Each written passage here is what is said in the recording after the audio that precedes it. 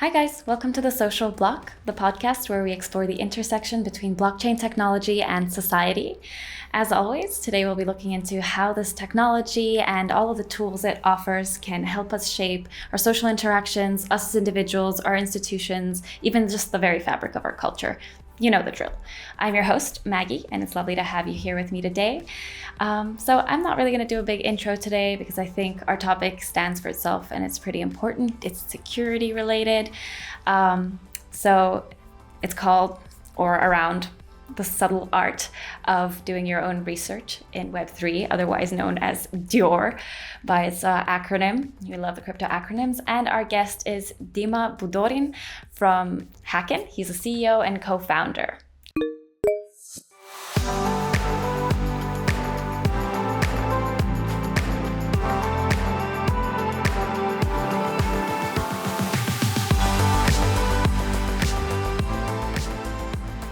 So, hi Dyma, nice to have you here. How are you doing? Hello. Happy to be here as well. I'm doing great. It's in Lisbon. It's not very shiny, but it's warm, and our industry is waking up. I'm really enjoying it. That's great to hear. Yeah, I'm also enjoying kind of the blockchain space perking up a little bit. We need it, especially before the holidays. So, should we kick off this episode by you telling us a little bit about yourself and a little bit about Hacken? All right, sure. I'm Ukrainian. Uh, I started my career at Deloitte. I spent there 8 years. Then I went to work for Ukrainian government a little bit. I was in charge of building cybersecurity center there, but I really didn't like the speed and I didn't like lack of innovations there. And so in 2017, my team and we merged with some other guys and we started Hacken. So Hacken right now is one of the leaders in Web3 security space. We worked with a lot of big brands. It's easier to say with which brands we didn't work. We worked with Binance, CoinGecko, CoinMarketCap, all our partners, with Nexo, of course. And we have we secured more than 1,500 projects. Where right now the size of the team is 110 people, and headquarters are in Lisbon. Nice. But people are all over the world, of course. That's great. Yeah. I mean, it's obvious that solutions that are related to smart contract auditing and security in general of the blockchain space are booming. So, like personally, I think that industry is going to see a lot more growth. I just wanted to mention for our listeners, because you did mention like your work with Nexo, that we worked with Hacken on, I believe it was audits for our Web3 wallet, our DeFi wallet. Just if anybody's wondering what that's where the crossover is here and how I was able to talk to Hacken people and get Dyma on here. So I kind of wanted to do a little bit of intro to our discussion and talk a little bit about how the blockchain space is redefining the modern concept of trust. Because I feel like the way we're setting up smart contracts and automation and everything in our very institutions and every interaction we have, from like the product creator to the consumer, B2B as well, all this automation, I feel like on an ideological level is redefining the modern concept of trust into trustlessness, as in the lack of need for trust. So I wanted to ask Dyma, what do you think? And are we there yet? Like in the perfect world, we should be there. And we are heading up there. But unfortunately, we're still quite far away from the trustless economy. Right now, we have just like few layers of it. Like we can say that Bitcoin is trusted the layer, and Ethereum is trusted layer in terms of the consensus algorithm. But unfortunately, we still have a lot of centralization points in our industry. And even if we talk about Bitcoin, we still have to trust Bitcoin mining pools because they are point of centralization, that they will not do the attack of 51, we still have to trust the, I don't know, Ethereum validators as well. And,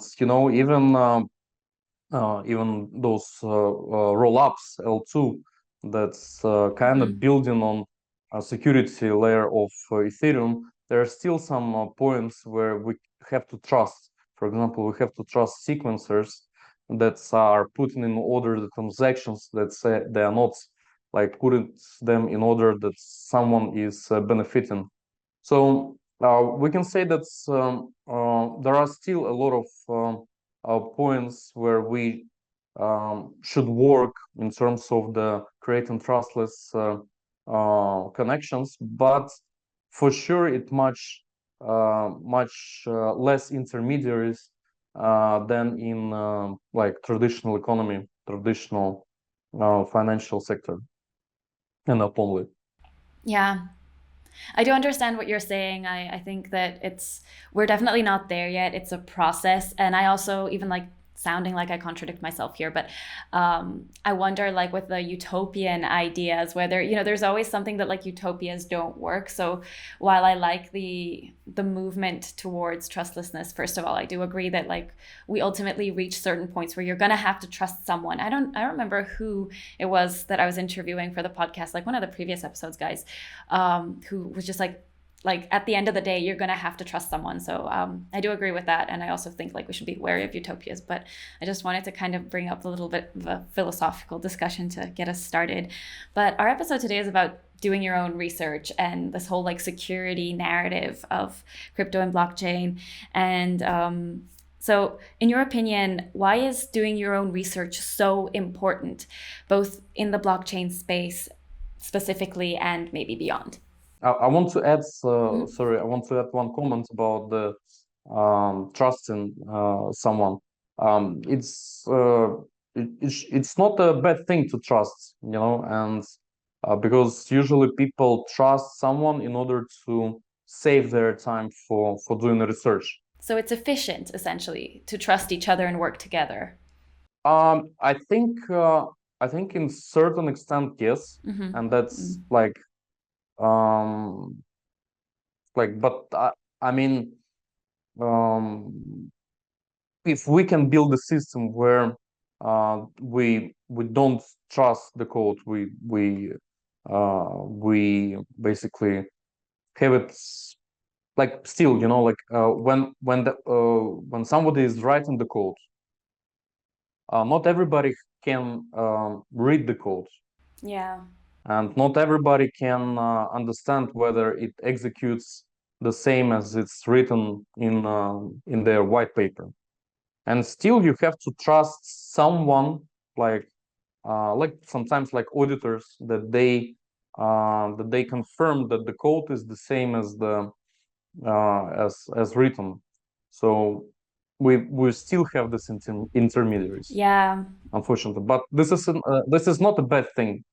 The more important thing is that whether there are some elements that can be changed, and that's the code that is written, that is someone verified that it's working as it should, can be amended, and that people can basically lose some of their assets or whatever. So this is a more important question, I think.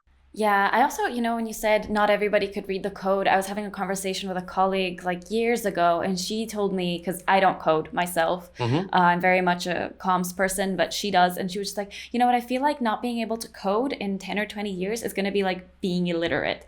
And on some level, I do maybe agree with her. So it is entirely possible that like just the way tech is advancing, that kids are going to be learning to code since they were very young. The question is whether it's going to ever be for everybody on a good enough level to be able to read code and be like, okay, no, this is tamper proof. And I guess that's where auditors come in. And the other thing I wanted to say is, just today I was reading a CoinDesk op-ed, but I forget the author was, I think his name was Frank a.k.a, but I might have butchered it. I need to check again. And it was all about Web2 giants and stuff. But he talked about how all of this, like all of our profiles online, but basically how the internet was created to connect data and machines to machines with data to data. And the minute we started creating profiles for people on the internet, it was never meant to connect people to people, and that's where and that's why we've become a little bit dehumanized in the eyes of tech 2 giants. Like, we just produce a certain amount of data which then gets sold and stuff. So in a way, the whole like trustlessness conversation that like also begs the question of like, if we don't want to ever trust someone, like, are we essentially dehumanizing our society, and is that healthy? So maybe, yeah, there is something in it about like maybe trusting the auditor or trusting some party and having a reputation in the space that's human and important and not to be lost. Yeah, so I'm sorry, what you said just took me in a really weird direction. Yeah. Like I think that's with the AI developments, we probably in future less and less developers would be needed, like only on some very deep tech. But like lots of jobs, like I don't know, front end jobs like Q&A engineers, they probably will be less in demand. And if you are very good, like there'll be new jobs like AI operator that develops websites and that can be more efficient and more, and he will not be even know how to write code. Yeah. But the question of like reputation, it drives a little bit into the social ranking, and from one point of view, I'm a little bit scared of social ranking at some government level, and we all hear Yeah, about. it's kind of like a credit score for your reputability. It's creepy, isn't it? It is. It is. I mean, it's. I really like a different concept. I don't think that um, the the credit score or whatever, or like your reputation should be, obligatory. It means uh, you should not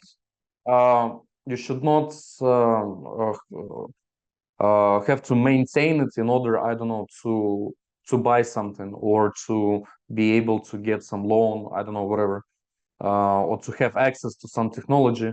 But it should be on the opposite side from the perspective of the leaderboards. So there are some leaderboards, I don't know, for example, at bug bounty platform or at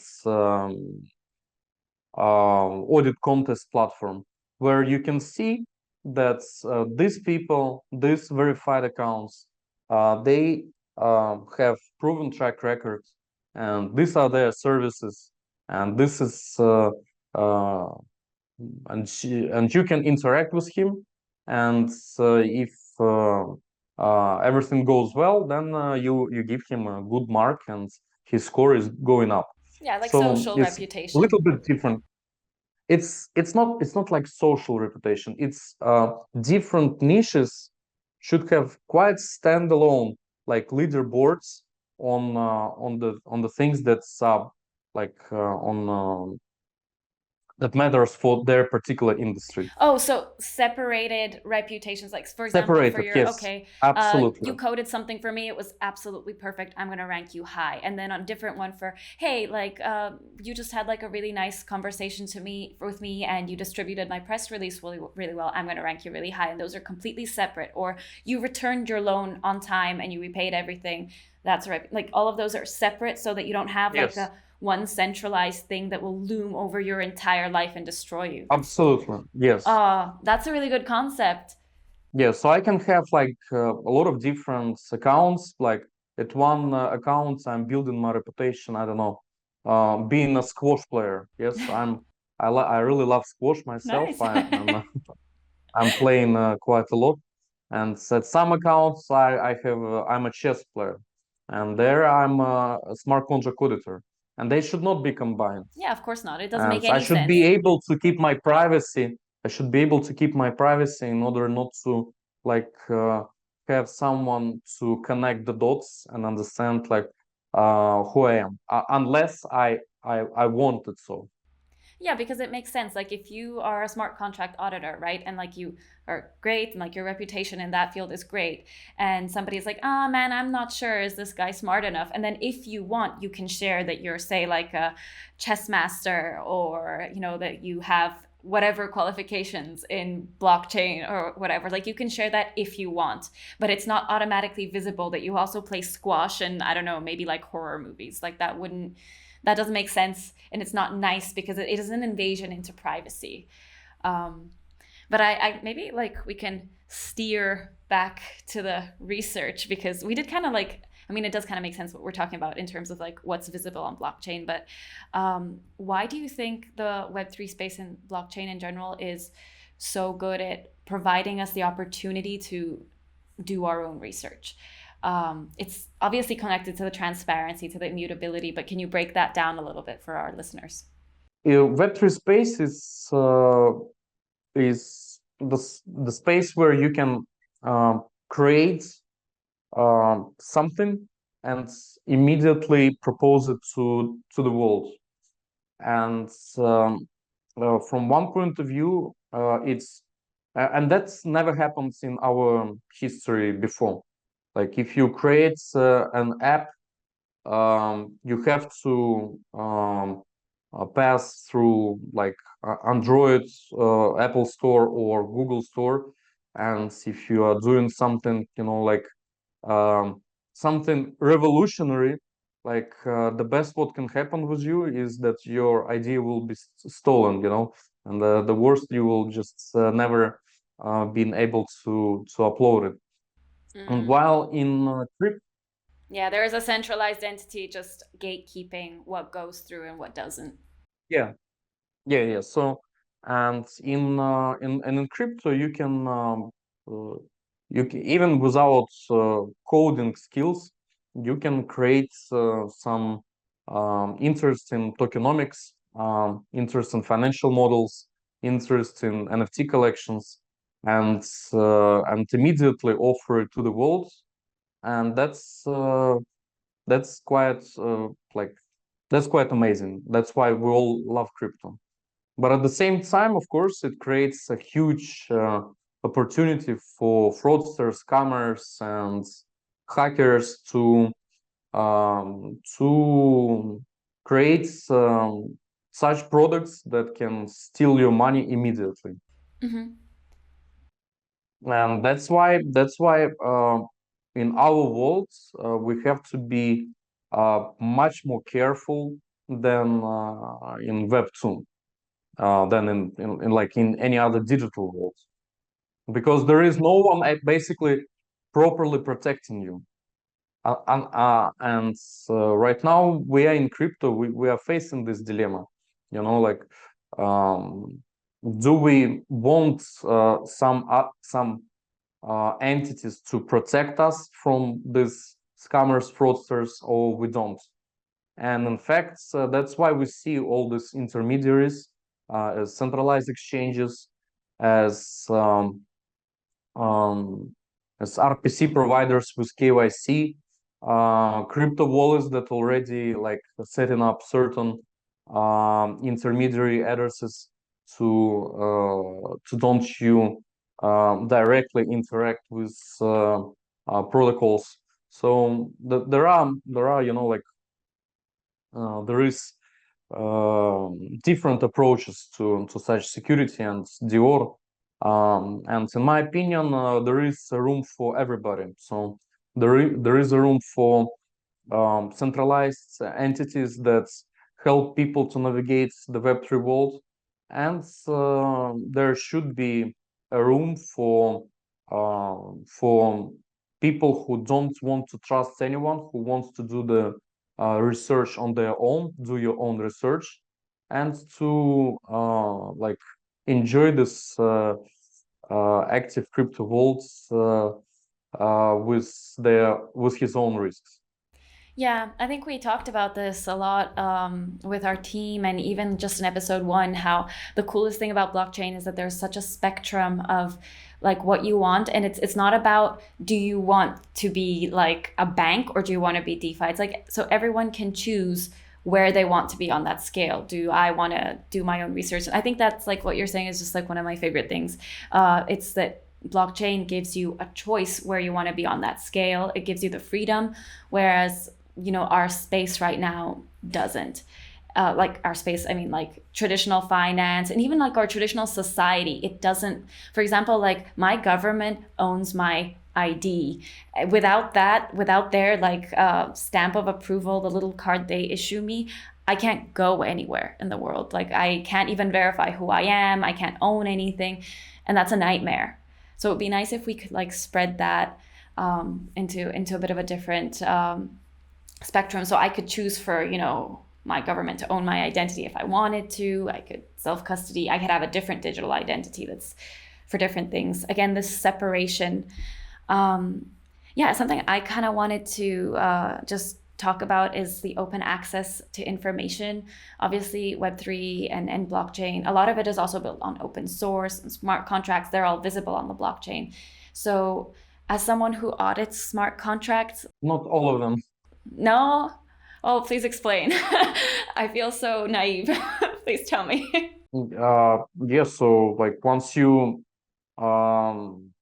once you deploy the smart contract in, you can see only the hashed code on the blockchain, Okay, so you can see that and at least. you cannot actually see the codes. And the only way how to see the code, you need to verify this code at some blockchain explorers. So, for example, Ethereum smart contracts are usually verified on Etherscan, Yeah. and then you create the linkage basically for the codes and the smart contract. Okay. And based on our approximation, if we take like top 2000 projects, we made the research. Only 60% have verified smart contracts. And what does it mean if a smart contract isn't verified for the user? Like for the, say now I know that company X operates with smart contracts and I'm thinking of doing business with them, but I can't, like they don't have verified smart contracts. What does that mean for me as a user? No, you cannot see the codes. You unfortunately, yeah, you just can't see the codes. So you might see the smart contract audit. Like it's very important to understand. Okay, so there is a smart contract audit report, and what is important to see is that the address and basically the hash. Okay. And if the hash is different from the smart contract audit and from the deployed one, that means that developers made some changes to the code just after the audit and before the upload. Okay. And that means that this code can be different, and the smart contract audit is already not relevant. And unfortunately, Okay. this happens sometimes in our industry. And like what percentage would you say is that just because, the developers are just trying to innovate, they're just trying to take things to the next level, and what percentage would you say is malicious or just not at the benefit of, people on the other side of that? Okay, so once again, let's take 100%. Like we throw away like completely all this, one like rug pulls scam tokens that we see a lot on decentralized exchanges. That's like they appear one day, second day they disappear. We ignore them. So let's say there is 100% of projects that's building something. So around 35% are unverified, and around 25% they verified something different, or they hide some very important parts of their smart contract ecosystem. So, for example, there is also a common common situation when project is doing the audit of the small part, and then which have a good audit report, but then it's connected to some other smart contracts that have upgradeability function, and this is where the problems can appear. I think I've heard of smart contracts with that are like upgradable, just because Oh, like yeah, I don't really know much about it, and because our podcast is a bit of a mix of different levels of listeners, can you elaborate on that? Tell us what that's about and where it's good and where there may be vulnerabilities when we're talking about security, what to watch for. look, there are, of course, there are ways how you can upgrade your smart contracts, and usually it's being done through routers. When the smart contract is um, receiving some information from somewhere, and those source of information uh, can be changed. Hmm. And there are debates also among the auditors. Um, like like usually auditors, they highlight those upgradability issues, and it's like they always highlight it. So then the user have to take their own risk, like if he can accept it or no. Hmm. But like from one point of view, this can be argued that upgradability is not a bug, is a feature, and this allows um, to to make some changes to the protocol if something bad is happening, if there is some big attack on liquidity. This is a fair comment, but this should be much more, standardized, Hmm. and people have to know about these things. Yeah. And this has to be very visible about, like, and explained, like why we did it, how we can, what this function is doing, and so on. So, and unfortunately, like, it will take some time until there will be some certain structure of the whole, Web3 products that will compare and explain, like, how they work. Because right now, like, Yeah. the people are just researching each project on their own, and it takes a lot of time. And like, I wish, and we're actually working on it, that at some point of time we will have like big, Web3 security Wikipedia, where we will explain all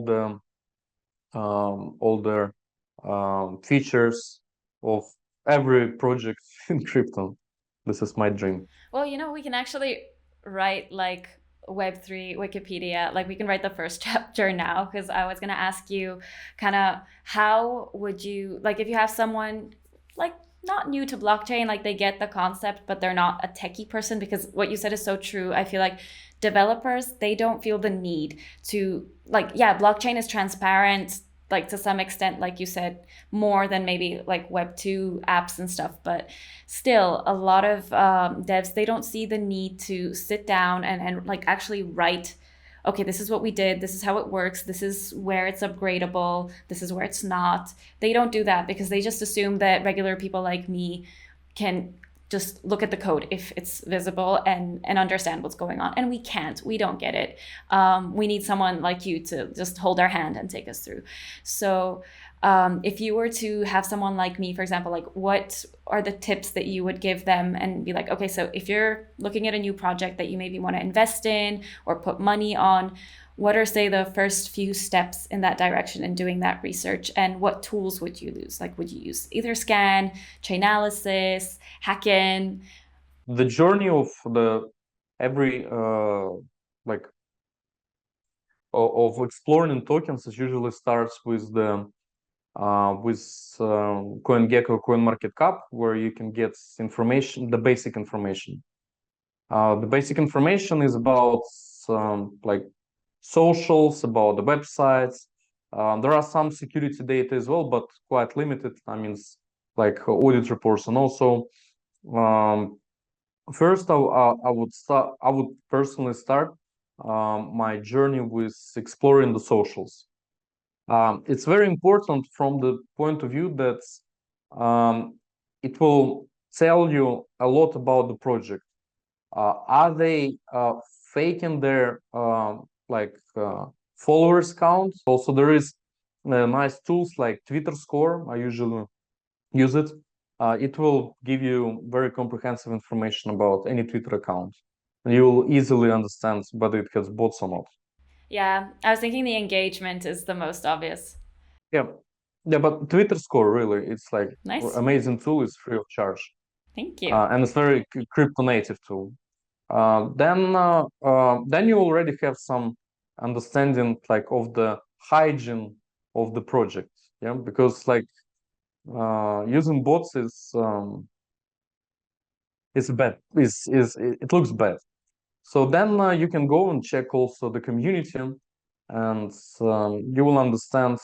You can ask some questions there about some stuff, and you will understand whether this community is active, healthy, and does it consist of some degens or some developers, or and just spending there like again like 20-30 minutes, you will get an understanding on what are the project goals. After that, again, if you're not very technical, the you should make a deep dive into tokenomics of the project. Of course, if it has a token. And tokenomics, Yeah. it's another interesting research that we did. We have we have analyzed, I think, around 50 tokenomics, and we try to follow if the white paper tokenomic is the same as the actual blockchain distribution. And Okay. in 40% cases, it's not, Of course. unfortunately. Out of those 40% of cases, would you say that the tokenomics ended up being better and more efficient because the original concept wasn't going to work, or were they just different for no apparent reason or for bad reason? You don't know. Like there is people just don't care, like there is like there is nowhere in nobody is asking these questions. Nobody. So people just don't follow the white paper tokenomic unless they have, of course, this vesting stuff. Do you think that the divergence from product to white paper description is exclusive to tokenomics? Because I feel like it's not. And I also feel like that's something fairly natural. Like the minute you have a product that's growing with time, it's normal that it's going to change compared to what it was in the white paper. But you have initial like distribution, and it has to be followed, or at least be very transparent how you follow it. Oh, you mean that 40% aren't following even like their very No, initial. then no, Okay. no. And it's where it's coming from. Like I really respect, I really love CoinMarketCap, CoinGecko. We are friends and partners, but it's just technically, it's too difficult and too time consuming to do this verification tests on the circulation supply. And you cannot do it automatically. You can only do it manually, unfortunately, and with a series of different tests. And sometimes also you need the project owners to explain you some data. And the data on circulation supply right now on those biggest websites, it's not always accurate. But people are making their financial decisions on those numbers and that data, and this is what really like upsets me, to be honest. And again, why we are here? Because people don't care. People don't care about circulation supply that much, and there is no transparency there. Also, maybe because there is no industry standard, and like we wanted to make such research, like we started this research to make the research for the whole industry, to show who is following tokenomics, who is not, and to push the standard. But it's just like it's very expensive job, very time-consuming job, and nobody will pay for us, and mostly we will just receive a lot of enemies, that will try to get over us because we revealed some of the dirt. But this is Yeah. another, this is another my dream to reveal the tokenomics to the real tokenomics to the world. But before that, before we did this research, of course, there are some tools that are kind of limited, but they still can give you enough information about what is happening right now with the tokenomics. So, I mean, like the vesting schedules, some token distribution. And among this, I would recommend bubble maps, Nansen, and CryptoRank. Okay. In bubble maps, you can see some fishy interdependencies over the wallets, and you can find some very valuable information. And there are even like public token reports that can where you can make some conclusions. In CryptoRank, you can track the vesting schedules, which is up to date and quite good quality. And in Nansen, of course, is the one of the best tracker of everything happening on chain. Yeah, Yeah. so yeah, these are all our friends, and I really recommend to use them. Awesome. So you talked so much about like other tools. Do you want to tell us a little bit more about Hacken and like maybe something exciting that you guys have been doing through your audits, and maybe like on a macro level, what you're seeing as trends now that the blockchain space is waking up? Yeah, so at Hacken, like on the macro level, yes, like all the things that I was saying, we are uh, we are uh, we are combining on our website ser.live. We keep gathering data, keep gathering security data, and keep structuring it. And it takes some time, but eventually, there is already quite good sets of data that already kind of influencing the industry. So it's with ser.live, which started with making security rankings and security research over like the whole centralized exchanges landscape. And so we partnered with CoinGecko, and they have embedded our rankings to their CoinGecko Trust Score. So 20% of CoinGecko Trust Score is our data, and that have positively impacted the industry because exchanges start to do pen tests, start to do bug bounties, start to do ISO 2701, and we see much less exchange hacks for the last years, comparably to 2018, 2019, where like hackers we were making very good fortunes over those exchanges. Well, speaking of hackers, we had some hacks like recently. I don't want to name any names because I just think that's kind of mean. But can you unpack the trustworthiness of crypto exchanges just a little bit more before we move on? Absolutely. And those hacks that you're referring, yeah, we can say from which region they are. They're from Asia, from China. They are all about operational security. They're all about bad practices of private key management. And um, actually, there is also quite good development in this domain.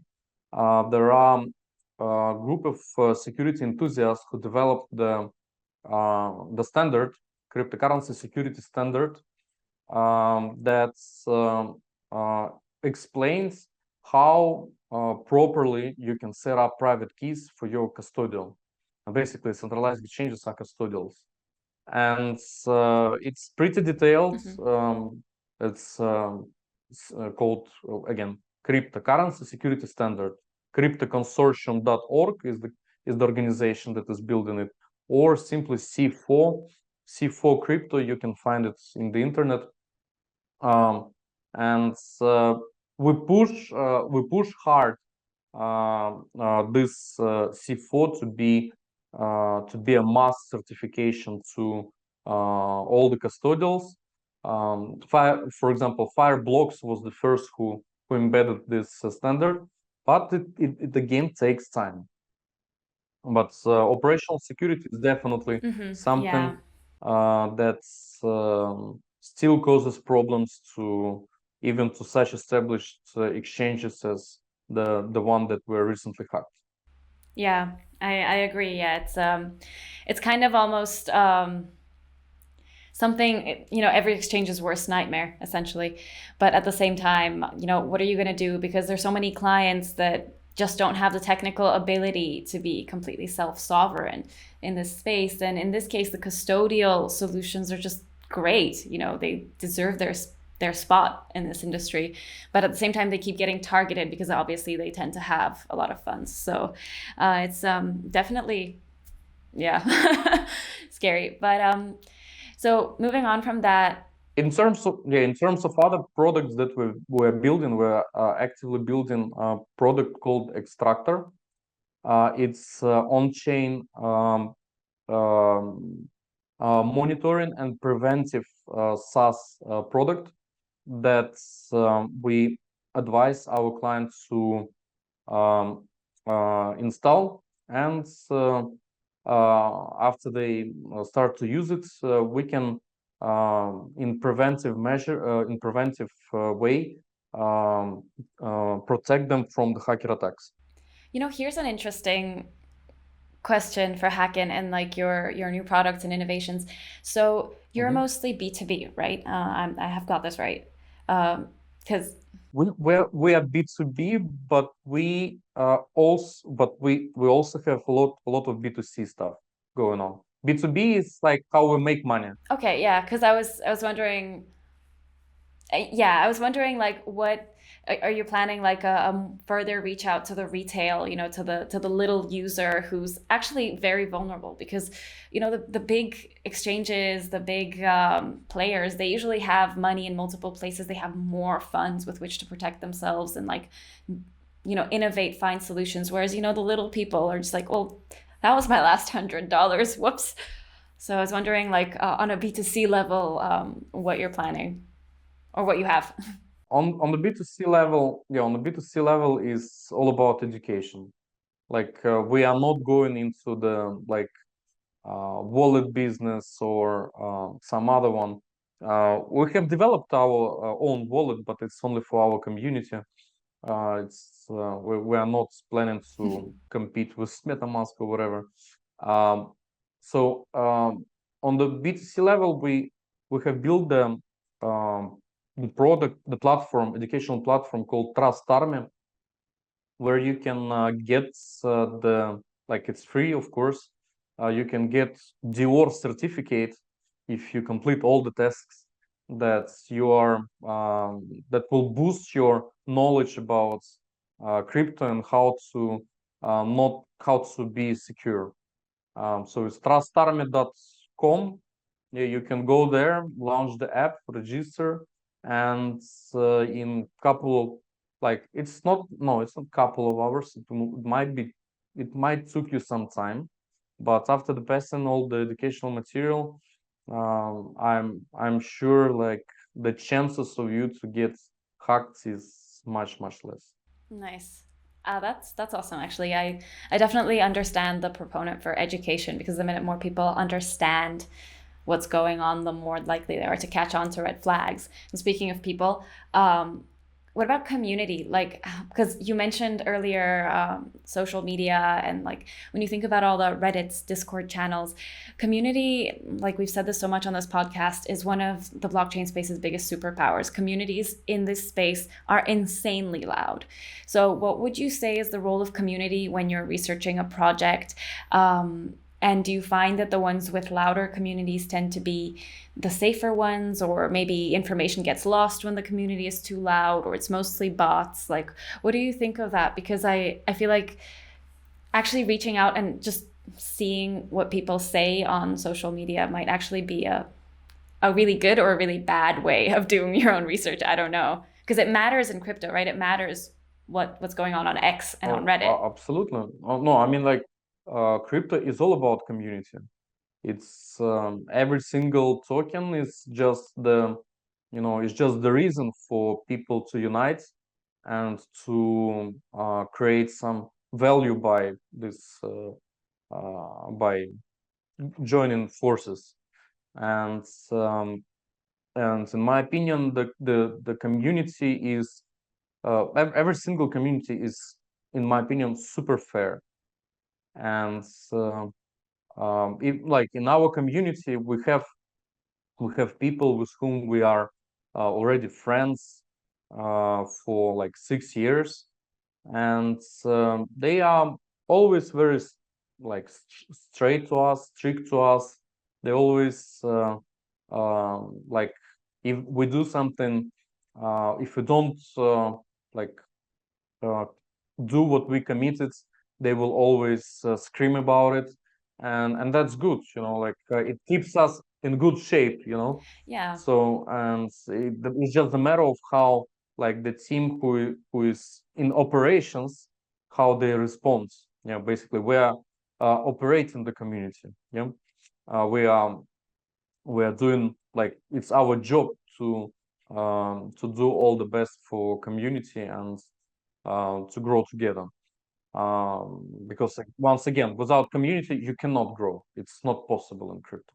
Yeah, I mean, it applies to the real world as well. Like, you can't grow as a business without community, but just, I guess, in crypto, it's specifically loud because, like, crypto is, like, I guess, the first industry that's just so tied to its social media and its voice. So I agree with that. I was just wondering if, like, from a security perspective, you would recommend or not looking at what people are saying on social media. Like, obviously, it's recommendable, but sometimes I think also companies will play dirty and slag each other, which I don't like as a PR. I'm just kind of like, can we communicate like our own stuff and not try to just fight others and slander the competition? But that's my personal pet peeve. So No, I'm for leaderboards. Like, there should be leaderboards. If you want to understand community, there should be some, like, guys who are contributing to this community, who is legit. And again, it can be some nickname, like some verified wallet, whatever, linked to Discord, or any other app where you are communicating with your community, and his voice matters. But if there is a voice of no one without proven track record, then his voice doesn't matter. I mean, like, this is my opinion. We need leaderboards. yeah, and exactly, and we need them in a decentralized way because right now on X, anybody can just tamper with that if they work at the company or want to, and that makes me uncomfortable because I don't know what's real and what's not. If we have like leaderboards in a decentralized space, tampering is more difficult. So yeah. I'm very skeptical about X.com, to be honest. I don't think it's. I think crypto people already migrated a lot. Where do you think they are? Obviously, right now the number one is debunk. Like, there is also Lens protocol, who is trying to build something, but the biggest, like Friend Tech as well. But the biggest right now, the biggest social media platform with biggest potential and biggest already, like, TVF, how they call it, is debunk. So Nice. I'm gonna migrate myself that way. yeah, you should like, I have absolutely no interest. I'm just sharing, like, my Web3 experience. I'm not a very social media person myself. Like, I'm one of those people who's like only there because I need to know what's going on and I need a way to communicate with people. So I'm gonna check it out. So in terms of security in the crypto space, of doing your own research, just to kind of wrap up at the end of the episode, what innovations or features are you most excited about? Like things that are all just about coming or in the future? Yeah, for us, the main battle, of course, is with on-chain preventive solution, and I really so right now, like if to compare Web3 security space, we are at and Web2 security space, we are in late 90s. So it means there are some there is McAfee with his made up virus, and he made antivirus, and there are some hackers who can hack and who provide some penetration services. Yeah. And in fact, the path of the Web2 cybersecurity was then creating some amazing products, some amazing software products, then hardware products, then regulation came and they pushed the obligation to most of the companies to follow cybersecurity rules, and yeah, we're at the stage of creating SaaS, like we can call it like firewalls. It can be compared. So we're creating the Web3 firewalls, and wallets are doing it on the transaction level. Like MetaMask is doing the firewall basically on the transaction level, and we are doing on the smart contract on the protocol level. And this is something that excites me. Okay, nice. So, since we're kind of running out of time, I always ask my guests at the end of the episode if they have any final thoughts, anything they want to share with listeners before we go off. Yeah, I mean, like explore crypto, love Web3, experiment, but always do your own research before making any valuable transactions. Alrighty, guys, that was Dyma Budorin from Hacken. And yeah, join us for our next episode. It's going to be around the holidays, so don't be shy if you're a little bit tired after Christmas, if you celebrate Christmas, or, just end of December vibes. Join us on the 26th. Bye.